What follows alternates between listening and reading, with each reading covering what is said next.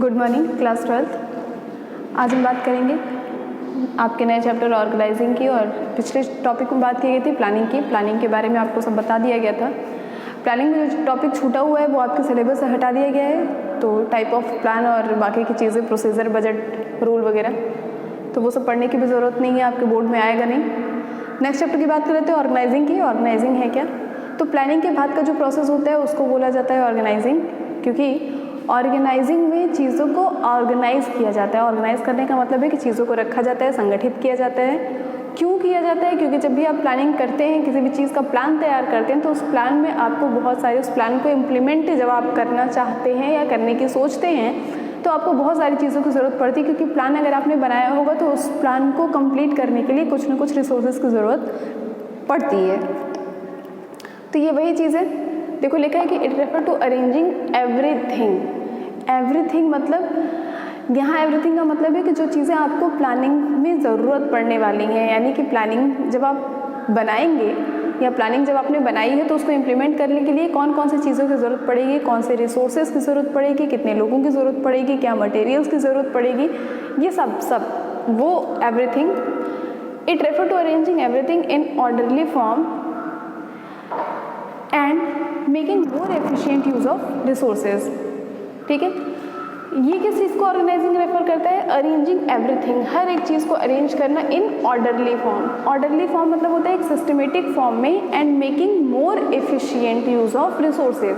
जब आप चीज़ों को सिस्टमेटिक फॉर्म में अरेंज करते हैं, चीज़ों को एक तरीके से अरेंज करके रखा जाता है, एक ऑर्डरली फॉर्म में, एक सीक्वेंस फॉर्म में अरेंज करते हैं, तो आप इन चीज़ों को जितना एफिशिएंट तरीके से यूज़ कर सकते हैं उस तरीके से आप कर पाते हैं। यानी कि जितनी बेहतर तरीके से आप एक ऑर्गेनाइज वे में रखी हुई चीज़ों को यूज़ करेंगे, उतने अच्छे तरीके से आप अनऑर्गेनाइज चीज़ों को यूज़ नहीं कर पाते हैं। जैसे कि सपोज़ आप आते हैं रूम में, आपका रूम अगर बहुत ऑर्गेनाइज्ड है, ऑर्डरली फॉर्म में सारी चीज़ें रखी हुई हैं, तो वहाँ काम करने में आपको ज़्यादा सूटेबिलिटी समझ में आती है अगर आपका रूम ऐसे बिखरा पड़ा है उसके कंपेयर में।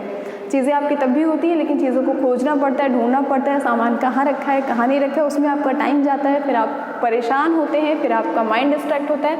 तो इसलिए कहा जाता है कि ऑर्गेनाइजिंग में चीज़ों को ऑर्डरली फॉर्म में रखा जाता है और सारी चीज़ों को अरेंज करके रखा जाता है, जिससे कि आप उन चीज़ों को एफिशिएंटली सारे रिसोर्सेज यूज़ कर पाएँ। अब बात कर रहे थे ऑर्गेनाइजिंग प्रोसेस की। ऑर्गेनाइजिंग तो ठीक है, चीज़ों को अरेंज कर लेंगे, हम सारी चीज़ें कर लेंगे, लेकिन उसका प्रोसेस क्या है, कैसे कैसे करेंगे? सारी चीज़ों को उठा के एक ही साथ तो हम ला के रख नहीं देंगे ना, सारी चीज़ों को एक साथ अरेंज किया जा सकता है। तो कुछ प्रोसेस है इसके। सबसे पहला है आपका identification and division of work. सबसे पहले तो आप पहचानिए, आप आइडेंटिफाई करिए कि काम है क्या। प्लानिंग जो आपने तैयार की है, उस प्लानिंग के लिए आपको करना क्या है। जब तक आपको यही नहीं पता होगा कि आपको करना क्या है, तो उस काम के लिए बाकी चीज़ों को आप अरेंज, जैसे आगे आपको कोई प्रोजेक्ट बनाना है, ठीक है, तो आपको पता होना चाहिए ना कि सबसे पहले आपको करना क्या है। तो आपको करना है कि आपको प्रोजेक्ट बनाना है, तो यही सबसे पहले यहाँ किया जाता है आइडेंटिफिकेशन। पहले तो पहचान लो कि काम क्या है, एंड डिवीज़न ऑफ वर्क, और उसके बाद इस काम को बांट दीजिए। अब एक ही दिन बैठ के पूरा प्रोजेक्ट नहीं बनाया जा सकता है। प्रोजेक्ट बनाने के लिए आपको कंटेंट सर्च करना पड़ता है, आपको फोटोज़ लेने पड़ते हैं, स्केच पेन लेना पड़ता है, आपको पेपर चाहिए होता है, कलर्स कभी कभी चाहिए होते हैं, तो ये सारी चीज़ें चाहिए होती हैं। तो उन कामों को बांट लेंगे, ठीक है, कि आज ये टॉपिक कंप्लीट किया, कल दूसरा टॉपिक कंप्लीट किया, या फिर आज इन चीज़ों को किया है तो कल कुछ और करेंगे। तो सबसे पहला जो काम होता है वो आइडेंटिफाई करना होता है, और उसके बाद जो आता है वो आपका डिवीज़न ऑफ वर्क। सेकेंड बात करते हैं grouping the job and departmentalisation. Job की ग्रुपिंग कर लेते हैं। जॉब यानी कि जो आपका काम है, उस काम को अगर आप चाहें तो एक ग्रुप में बांट सकते हैं। ग्रुप में करने का मतलब क्या होता है? उससे आपका जो काम करने का तरीका होता है, या जो आप काम कर रहे होते हैं, उसको करना बहुत ईजी हो जाता है। अब ये ग्रुपिंग करते कैसे हैं? किसी भी चीज़ को उठा के किसी भी चीज़ के साथ तो उसका ग्रुप बना नहीं देंगे। इसके लिए आपके पास दो ऑप्शंस हैं, एक है आपका फंक्शनल, दूसरा है आपका डिवीजनल।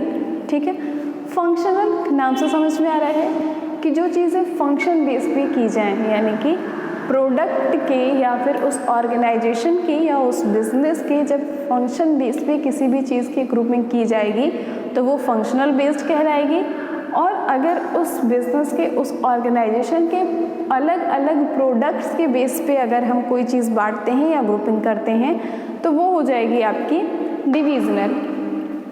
देखो फंक्शनल में क्या है, जैसे कि अगर कोई कंपनी है या कोई बिजनेस है, 2-3 चीज़ों को बना रहा है, 2-3 प्रोडक्ट्स को बना रहा है, तो सपोज जैसे कि सोप हो गया, कॉस्मेटिक हो गया, फूड ग्रेन हो गया, या इस तरीके की चीज़ें, तो वहाँ पे हम अगर फंक्शन बेस पे उनकी ग्रुपिंग करें, ठीक है, तो जो भी चीज़ें हैं, ठीक है, जितने भी आपके प्रोडक्ट हैं, इन प्रोडक्ट का जो प्रोडक्शन डिपार्टमेंट है उसकी ग्रुपिंग हम एक तरीके से कर देंगे, मतलब वो इन सारे प्रोडक्ट्स का प्रोडक्शन डिपार्टमेंट एक होगा, सारे प्रोडक्ट का सेलिंग डिपार्टमेंट एक होगा, सारे प्रोडक्ट का फाइनेंस डिपार्टमेंट एक होगा, सारे प्रोडक्ट का मार्केटिंग डिपार्टमेंट एक होगा।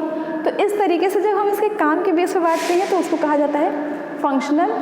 और जब हम इस प्रोडक्ट को इनके प्रोडक्ट्स के ही बेस पे बांटते हैं तो उसको बोलते हैं डिविजनल। जैसे कि मैंने कहा सोप है, अब इस सोप को इस कॉस्मेटिक से बिल्कुल अलग कर दो। अब इस सोप की जितनी भी चीज़ें हैं, यानी कि इसका प्रोडक्शन, इसकी मैन्युफैक्चरिंग, इसका फाइनेंस, इसकी मार्केटिंग जो भी है, वो ये पूरा एक डिपार्टमेंट में आएगा। यानी कि अब इसके प्रोडक्शन से कॉस्मेटिक के प्रोडक्शन को मतलब नहीं होगा, इनके प्रोडक्शन से कॉस्मेटिक के सेल को मतलब नहीं होगा, इनके मार्केटिंग से कॉस्मेटिक की मार्केटिंग को कोई मतलब नहीं होगा। तो जब आप प्रोडक्ट बेस पे चीज़ों को अलग करते हैं तो वो होता है डिविजनल, और जब आप काम के बेस पे अलग करते हैं तो ग्रुपिंग करते हैं तो वो होता है फंक्शनल। नेक्स्ट बात कर लेते हैं असाइनमेंट ऑफ ड्यूटीज़। अब ठीक है, चीज़ों को हमने बांट दिया है, अब हम क्या करेंगे, सबका काम सबको बता देंगे कि प्रोडक्शन कौन देखेगा, सेलिंग कौन देखेगा, मार्केटिंग कौन देखेगा, फाइनेंस कौन देखेगा। इस तरीके से करके हम उन चीज़ों को, उनकी ड्यूटीज़ को असाइन कर देते हैं, उनकी ड्यूटीज़ को उनको दे देते हैं। मतलब जितने भी आपके पास लोग हैं काम करने वाले, जो भी आपके बिजनेस के वर्कर्स हैं या एम्प्लॉयज़ हैं, उनको बता दिया जाता है कि आपको अब क्या क्या काम करना है, क्योंकि ये बहुत ज़रूरी है। अगर आप किसी को किसी का काम ही नहीं बताएंगे तो हो सकता है कि जो इजी वाला काम हो वही 2-3 लोग मिलकर कर दें, और जो थोड़ा सा टफ काम हो या जिस काम में मेहनत लगती है उसको कोई करे ही ना। इसलिए ये बहुत ज़रूरी है कि आप ड्यूटीज़ को असाइन कर दीजिए, बांट दीजिए कि ये काम किसका है। लास्ट होता है आपका establishing reporting relationship. Reporting relationship क्या होता है कि कौन किसको रिपोर्ट करेगा, इसका संबंध इस्टेब्लिश कर देना, तैयार कर देना, बता देना। मतलब ये कि अगर आप कहीं गलती करते हैं या आपको कोई सजेशन देना है या आपसे कोई सजेशन लेना चाहता है या आपसे कोई इंक्वायरी आती है या कोई आप किसी से इंक्वायरी करना चाहते हैं, तो इसका रिलेशन क्या होगा, मतलब कौन किससे पूछ सकता है, कौन किसको बता सकता है, कौन किसको सजेस्ट कर सकता है, कौन किसको अपने काम की रिपोर्ट देगा, ये सारी चीज़ें यहाँ पे फाइनल कर दी जाती हैं, ताकि कल के दिन अगर कुछ भी हो, कल के दिन अगर कोई प्रॉब्लम हो या कोई कुछ कहना चाहता हो या कुछ पूछना चाहता हो तो उसको ये पता हो कि वो कहाँ जा सकता है, उसको ये पता हो कि वो किससे पूछ सकता है, किसकी रिस्पॉन्सिबिलिटी बनती है, ये सारी चीज़ें ये क्लियर होनी चाहिए। तो आज के लिए इतना रहने दीजिए, ठीक है। और जो आगे के आपके जो वीडियोज़ आएंगी वो इसके आगे का टॉपिक होगा। ये आप जो नोट्स हैं वो तैयार करते रहिएगा साथ साथ में। अगर स्कूल खुल जाता है तो अच्छी बात है, नहीं तो फिर इसी तरह कंटिन्यू करेंगे। नोट्स आपके तैयार होने चाहिए, जब भी स्कूल खुलेगा वो देखी जाएंगे, ठीक है। Thank you.